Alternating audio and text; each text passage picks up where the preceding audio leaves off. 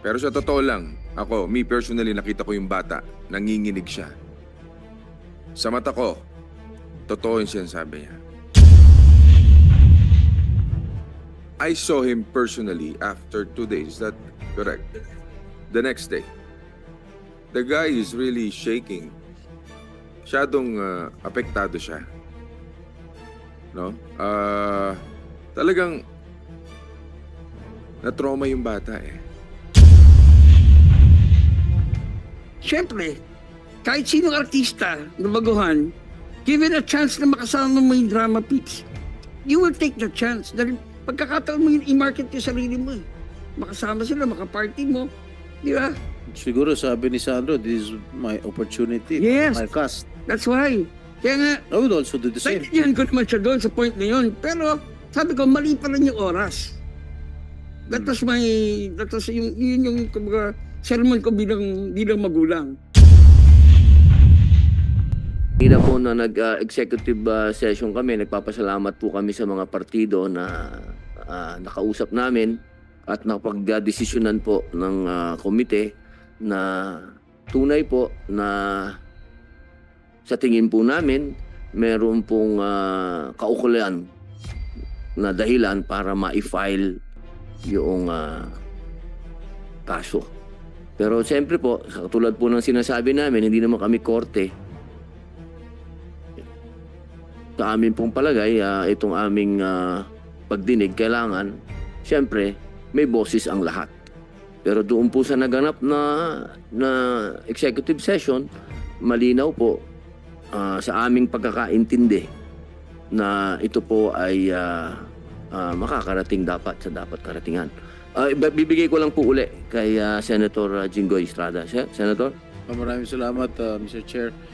Based on the discussions earlier during the executive session, and of course we cannot divulge first yet the the details of what transpired during the executive session.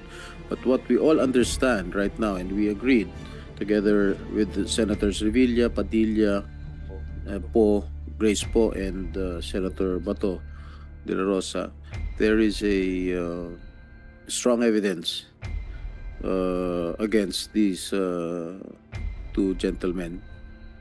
So we will just hold it. We will just withhold all the information until all the pieces of evidence that are going to be gathered by the NBI are in. So the committee has given them 2 days to receive all the pieces of evidence. So maybe we can schedule the next hearing on Thursday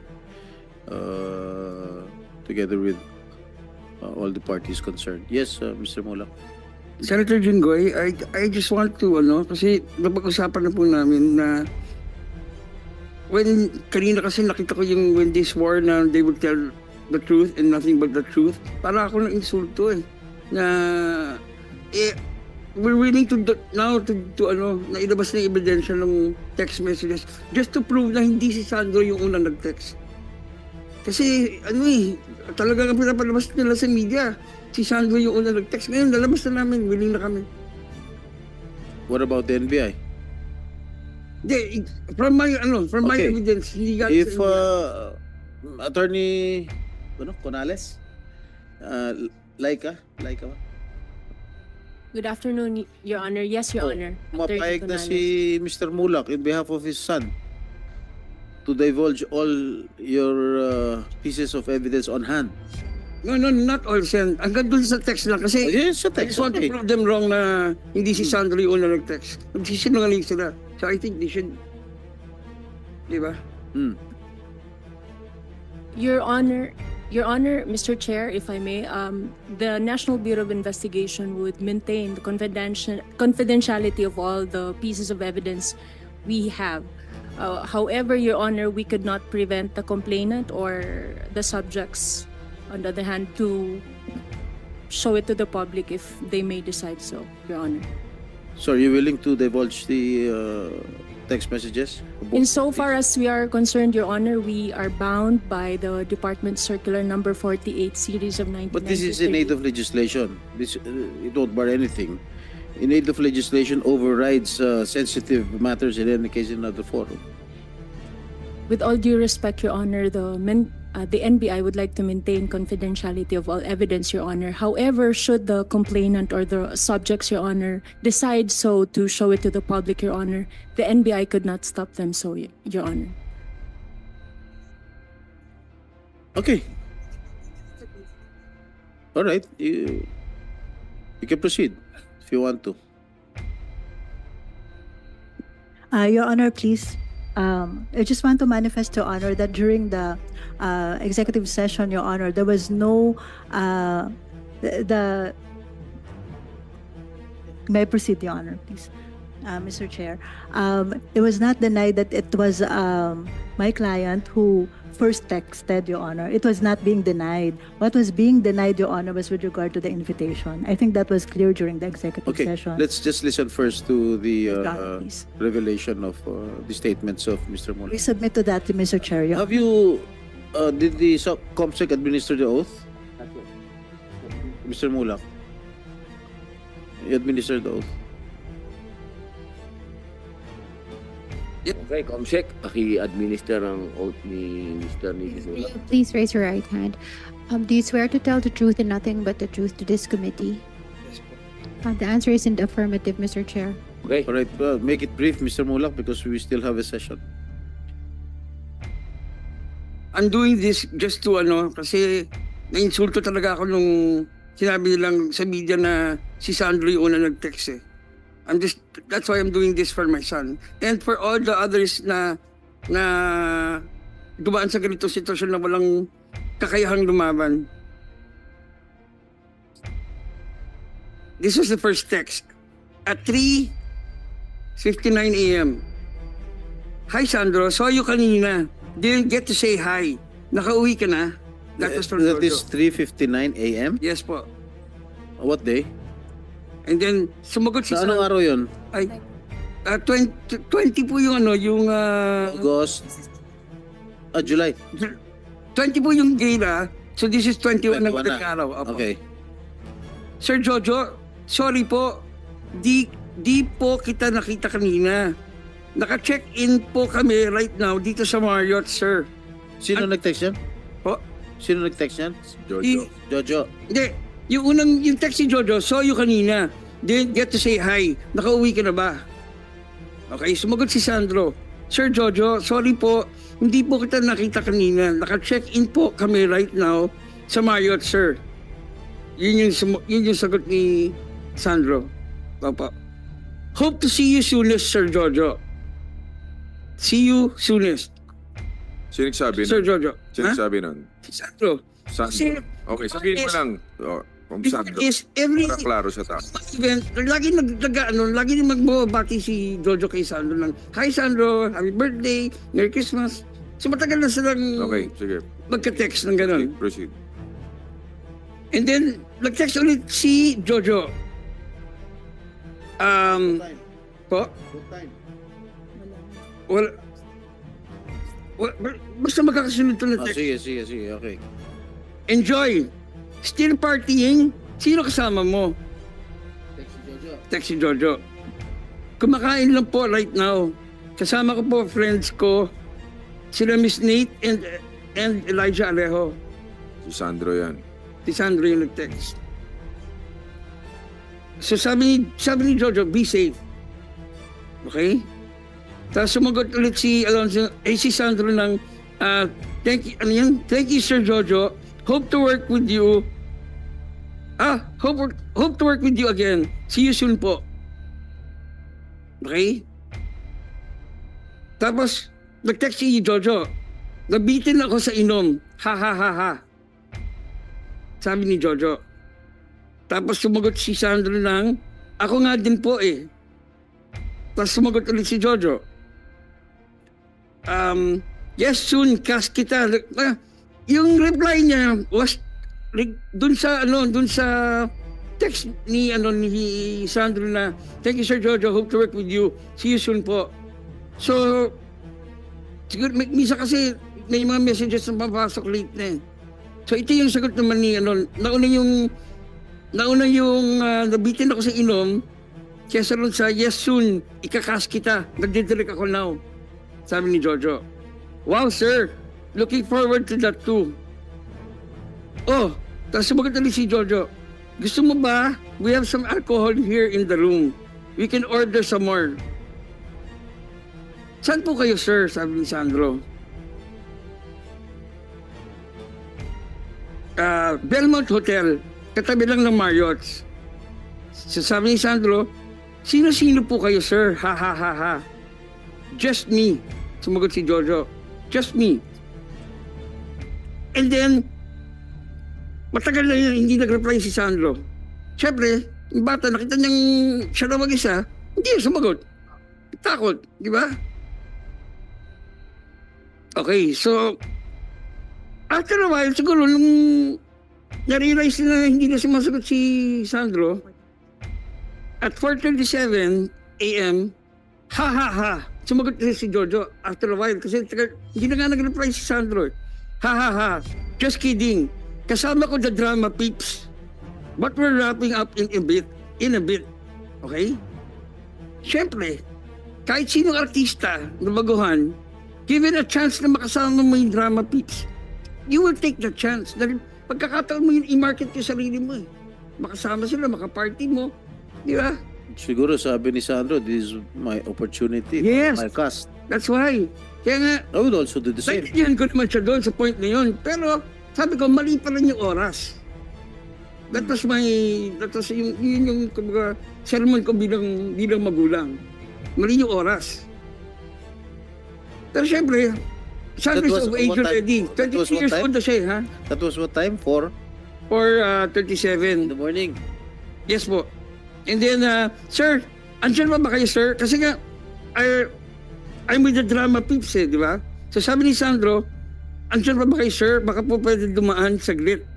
Ha ha ha ha. Kabababa ko lang po. Hindi. Sumagot mo na siya ng sure. May kasama ka? Your Honor, please, we would like to, because we also have a copy of the Can you let Mr. Mulak finish first before you rebut or... we submit to that, Your Honor, Mr. Chair. Sure. May kasama ka? No po, ako lang. Kabababa ko lang po sa room ng friends ko. Ox. Sabi ni Jojo. And then, no po. May kasama ka? No po, ako lang. Ox, Belmont Hotel, 700B. Okay po, akit po ako. Just proves na sila yung una nag-text. Sila, di ba? But they admitted na kayo una nag-text, di ba? Yes, Your Honor, there was no denial that it was my client who first texted, Your Honor. There was no denial with respect to that, Your Honor. The only matter that my client was denying was, Your Honor, was with regard to the invitation. That is our allegation, Your Honor. Bakit yung pinalabas sa media na si Sandro yung una nag-text?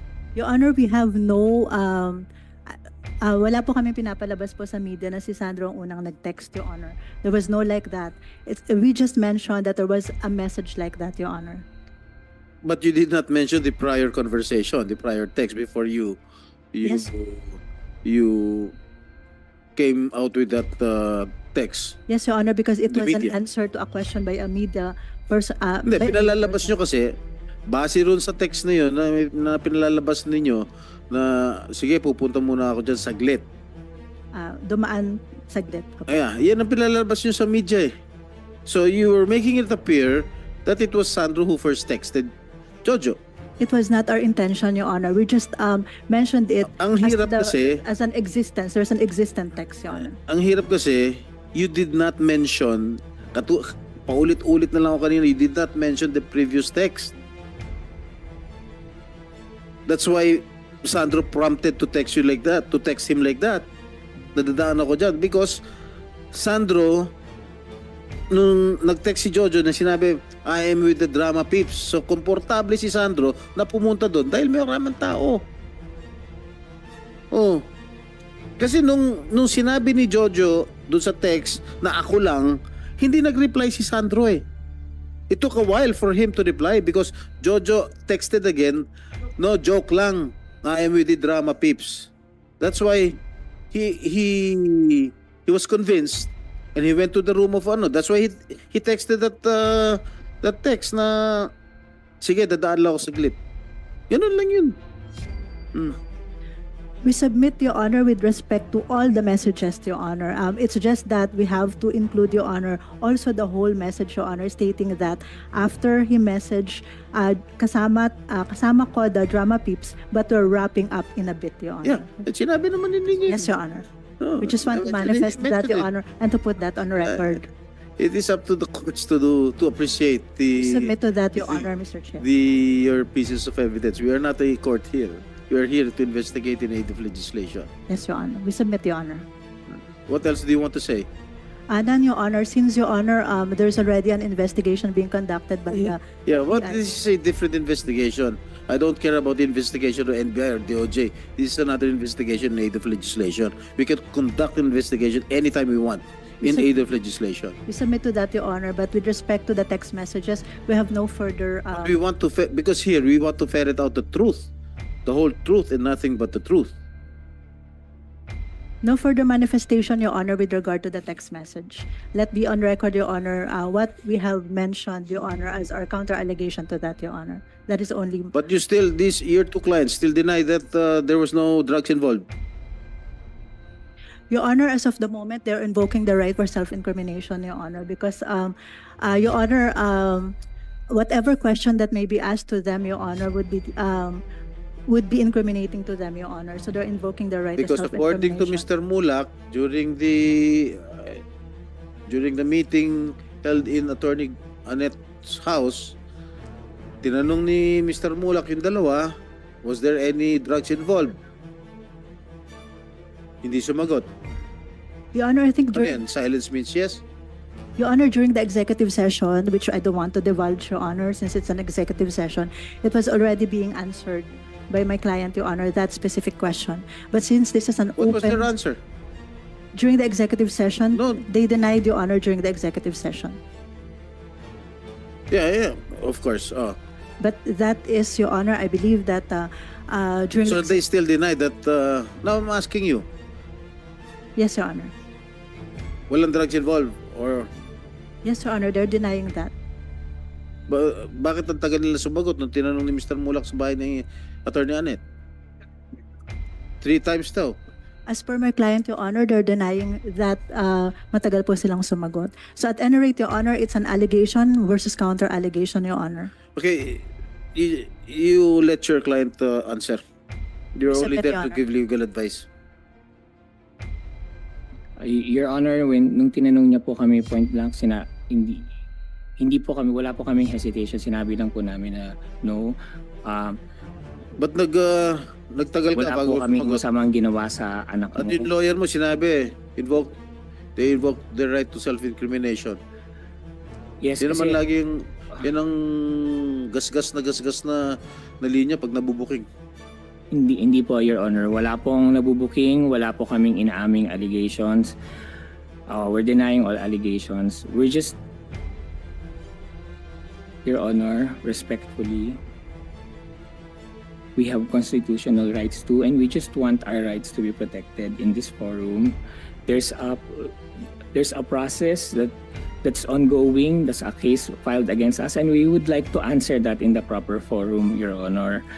That's why we're invoking that, but not because we're guilty. Because we maintain our innocence. We are not guilty.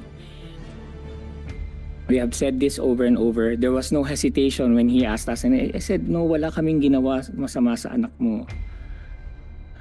So, Jojo, Mr. Chairman, with your permission.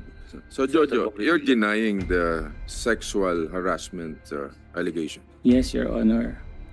yung angle na yan. Yes, Your Honor. Drugs. Yes, Your Honor. No. You still deny Yes, Your Honor. that there were drugs involved. Yes, Your Honor. Ano yung diniktik mong powder substance? Wala pong ganun, Your Honor. Baka lumabas sa So investigation yan. Jojo, ibig mo sabihin nagsisinungaling si Sandro? Well, I cannot speak po for Sandro Mulak, Kasi- Your Honor. I saw him personally after 2 days. That correct? The next day. The guy is really shaking. Masyadong apektado siya. No? Talagang na-trauma yung bata eh.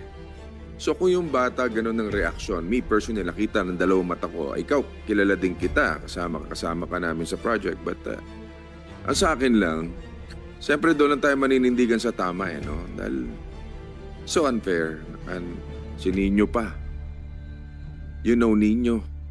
Diba? Alam mo, hindi na usapin dito yung issue about you, issue about the Mulak, so Sandro. Ang issue dito ngayon, yung pangkalahatan, we want to avoid this, yung ganito mangyari muli. Ang daming lumalabas na nagpuputukan sa iba't ibang istasyon, ito mga naaabuso, ganito, ganyan. Yun ang iniiwasan natin. Kaya Mr. Chairman, no, anyway, siyempre, ang lalabas dito ngayon, he said that, ganito, ganito. So, leave it to the committee kung ano man yung magiging decision nyo. But sa tandaan ninyo, hindi kami na may personal dito. Yung sa atin lang in aid of legislation para ma-avoid natin at maiwasan na maulit yung mga ganyang pangyayari. Pero sa totoo lang, ako, me personally, nakita ko yung bata, nanginginig siya. Sa mata ko, totoo yung sinasabi niya. Yun lang, Mr. Chair. Senator Jinggoy? Okay po. Siguro, you'll schedule another hearing with the permission of the chair.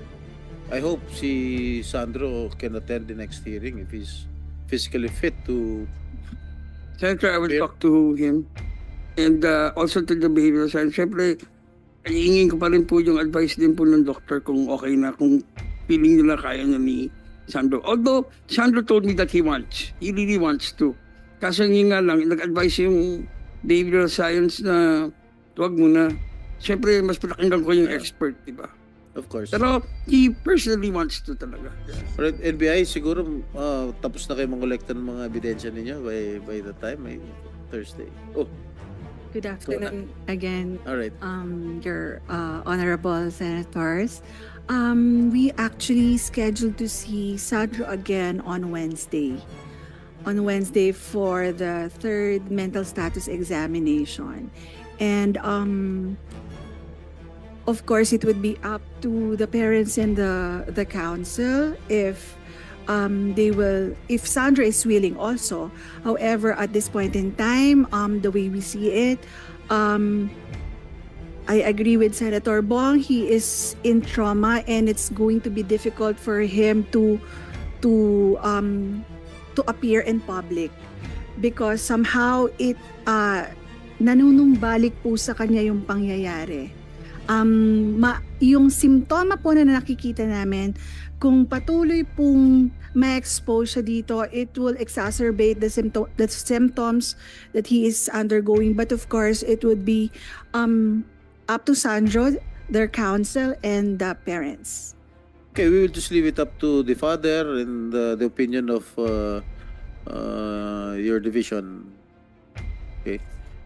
Attorney Laika ba? Conales. Yes, Your Honor. So Attorney you're Laika, Your Honor. pwede nang makolekta yung mga ebidensya ninyo by Wednesday, so we can hear. We will conduct another hearing on Thursday with the permission of the chair.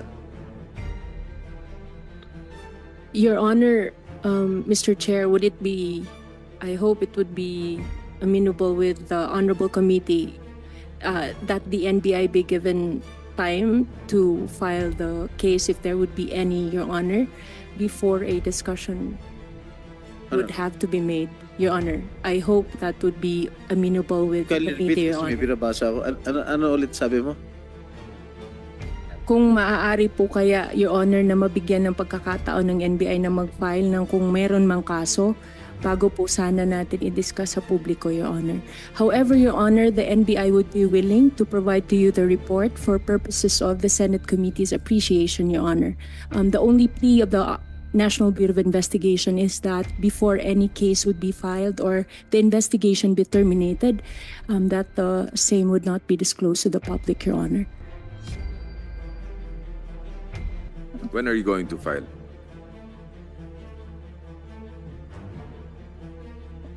We hope to file the case within the week, Your Honor, if there would be any case to be filed, Your Honor. If there's no case to be filed. The investigation would have to be terminated, Your Honor, if there would be no case to be filed, Your Honor. A report would similarly be made by the Bureau, Your Honor, and the same would be submitted to the Honorable Committee's appreciation, Your Honor.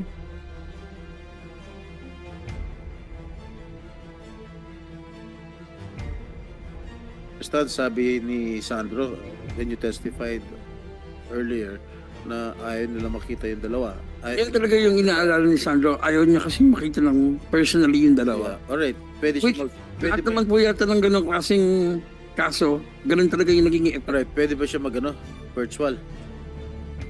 I will asking nga po. So, tonight. pwede. Ano opinion ni Miss Lumampaw?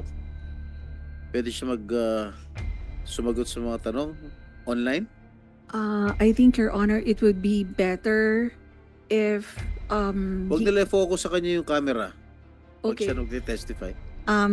If he will just appear in a close executive session with you than virtual, so that mas maganda po kasi yung nakikita nyo talaga yung behavioral observation upfront. But of course, it will be up to the parent and their counsel. And of course, because Sandra is already of age, he can decide po. Mhm. Where's the mother of Sandro? Yes, sir. Where's the mother of Sandro? Sa States po. Okay. So binigyan ng nanay yung consent. Opo, since he was 8 years old, ako lang nagpalaki kay Sandro. Okay. So, kailan ba?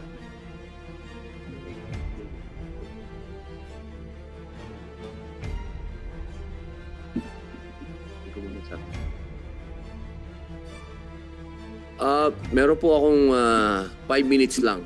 5 minutes pa bago po kami mag-session. May tanong lang po ako kay Attorney Lorna Kapunan. Ma'am, so sa mga narinig nyo po, hindi po ba qualified na yung sa mga doon po sa text messages, ano? Isang mabilis lang pong explanation. Hindi po ba to bumabagsak doon sa verbal? Meron po ba doon pa sa text messages meron ng verbal abuse o may sexual abuse na po doon sa pinag-usapan po nila? Doon pa lang po sa text messages. Sa palagay niyo po?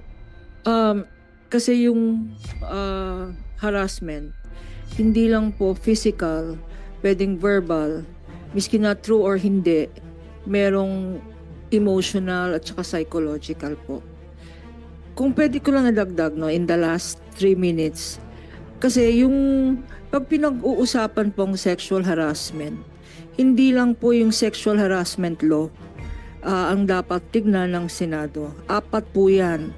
Meron tayong Sexual Harassment Act, meron tayong Revised Penal Code sa Act of Lasciviousness, meron po tayong Revised Penal Code on Rape, at yung sinabi niyo po yung expanded definition ng rape to include already men. No? At lastly, meron po tayong Safe Space Act. Sa palagay ko po, sa more than 40 years of practice ko, lalong-lalong dito sa involved naman ako sa industriya, on both sides, no, complainant and the accused, kailangan po talagang palitan o amendahan ang law natin. First of What all, particular law, attorney? in particular, the anti-sexual. All of the laws that you mentioned? Yes po. Are they obsolete? Especially the revised penal code. The areas that have to be Can you, amended. attorney, just to Yes po, on all the laws because, po. Yeah. Can you just put it in a writing Yes. piece of paper so the committee can study it? We will do that pwedeng po. lumabas sa committee report yan. Yes po. Ang idadagdag ko lang, because this is the Committee on Media, ang dihado po dito ang victim. Lalong-lalo na sa case namin, practicing lawyer, ang court po nag-o-order ng gag rule. So yung victim hindi makasalita. At ang kalaban is either big business or the industry. So talagang dihado na nga sa batas, dihado pa sa media. So sana tanggalin natin yung gag order na yan para level ang playing field. Thank you po.